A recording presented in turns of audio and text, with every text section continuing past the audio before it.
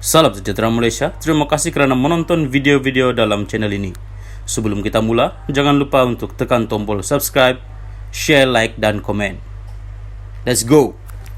Salam sejahtera dan selamat pagi. Berita seterusnya, tuduhan dapat wang judi, buktikan atau PN akan saman. Berita penuh.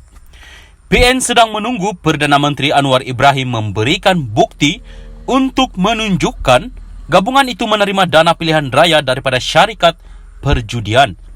Setiausaha Agung PAS Taqiyuddin Hasan berkata, Anwar membuat tuduhan tidak berasas dan liar semalam. PAS menuntut Perdana Menteri memberikan bukti yang nyata terhadap tuduhan liar tersebut. Jika ada, sekiranya gagal, PN akan meneliti suatu tindakan perundangan terhadap pihak-pihak yang memfitnah, katanya dalam kenyataan malam tadi. Semalam Anwar membayangkan sebahagian dana pilihan raya PN datang dari syarikat perjudian yang terlibat dengan cabutan khas dan Kementerian Keuangan juga mendapati pelanggaran dalam pemberian kontrak berjumlah RM600 bilion tanpa tender. Berkenaan judi, pastinya sebahagiannya digunakan untuk mendanai pilihan raya. Saya telah minta semakan terhadap perkara itu.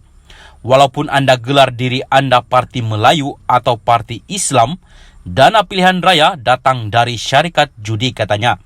Menurut Taqiyuddin, PAS amat kesal dengan tuduhan berunsur fitnah yang dikeluarkan Anwar itu. Salam sejahtera dan selamat pagi kepada semua pendengar berita panas pagi ini. Dipetik dari Malaysia Kini, saya mula sebut dana RM600 bilion. PMP kutip. Berita penuh. Menteri Besar Kedah Muhammad Sanusi MD Nor dan Muhyiddin Yassin malam tadi tampil menjawab dakwaan berkaitan dana RM600 bilion yang dikatakan diseleweng ketika PN menjadi kerajaan persekutuan. Ia susulan kenyataan Perdana Menteri Anwar Ibrahim yang menyatakan Kementerian Keuangan mendapati wujud pelanggaran dalam pemberian kontrak RM600 bilion tanpa tender. Muhyiddin pula sebelum ini berkata dia tidak pasti bagaimana angka itu boleh timbul dan bertanya jika ada yang yang tertukar dengan peruntukan RM530 bilion dalam pakej rangsangan ekonomi ketika pentadbirannya. Dalam program ceramah Grand Final, kempen pilihan raya kecil PRK Padang Serai malam tadi, Sanusi menjelaskan dia adalah orang pertama yang membangkitkan angka RM600 bilion itu.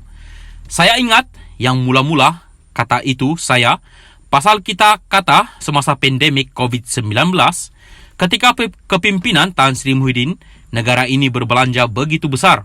Macam-macam program kerajaan buat untuk bantu rakyat berdepan COVID-19 yang tak pernah kita hadapi. Sekurang-kurangnya sekitar RM600 bilion dibelanjakan, saya kata. Hari ini Perdana Menteri Anwar kutip angka itu. Aku kata saja bukan betul. Perbelanjaan sebenarnya RM530 bilion. Ia bukan duit fizikal tetapi berbentuk program. Ada moratorium bank termasuk dalam angka itu. Pengeluaran KWSP, kumpulan wang simpanan pekerja termasuk angka itu. Yang duit tunai RM80 bilion adalah bantuan BHSH, bantuan sara hidup, itu saja tapi pening. Perdana Menteri pun dok kutip hak yang itu buat apa? Katanya dalam ceramah yang diadakan di Taman Selasi Kulim yang turut dihadiri Muhyiddin. Terdahulu Malaysia Kini juga tidak jelas apa yang dirujuk Anwar ketika dia berkata Kementerian Keuangan mendapati pelanggaran dalam pemberian kontrak berjumlah RM600 bilion tanpa tender. Namun Anwar berkata siasatan akan dibuat bagi memastikan jika ada sebarang penyelewengan atau korupsi berlaku.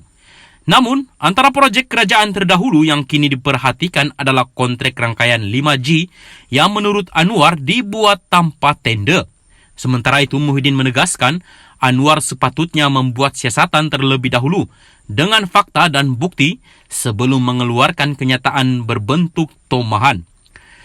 Kata pengurusi PN itu lagi, jangan hanya sebab 1-2 orang membangkitkan sesuatu cerita lalu kerajaan membuat tuduhan bagi menjatuhkan imej dan maruah PN. Dia boleh cari data, kalau tak puas hati siasat betul-betul. Dah dapat kenyataan yang betul baru boleh keluarkan kenyataan. Ini dia kata kemungkinan-kemungkinan. Jangan buat begitu. Sebagai Perdana Menteri, dia mesti bertanggungjawab apa yang dia cakap, mesti berdasarkan fakta dan bukti. Itu penting untuk menentukan supaya tidak ada pihak yang jadi bahan tomahan, katanya pada sidang media malam tadi. Tambah Presiden Bersatu itu lagi, Anwar juga sepatutnya boleh merujuk perkara itu kepada bekas Menteri Keuangan Tengku Zafrul Abdul Aziz atau Ketua Setiausaha Perbendaharaan Negara.